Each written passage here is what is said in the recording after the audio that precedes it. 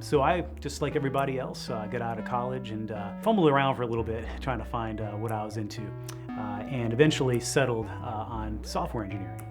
So in the mid-90s, I worked with IBM on a product called Lotus Notes, and kind of went up from there.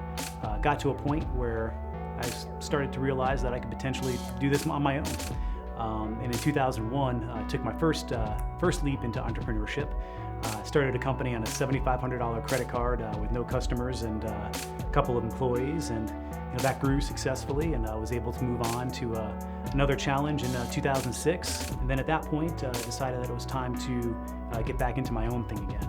And in 2015, developed the concept for what is now Delta Bravo.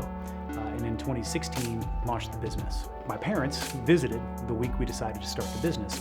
And my mom wanted to have a nice cup of coffee and a pastry, so I took her to Amelie's, which is five stories below where we're sitting now. We saw the sign for the technology incubator, and my mother suggested that I call it. So if you have an Italian mother and you don't listen, it never ends. So I called the technology incubator, and was able to meet with David Warner a couple days later.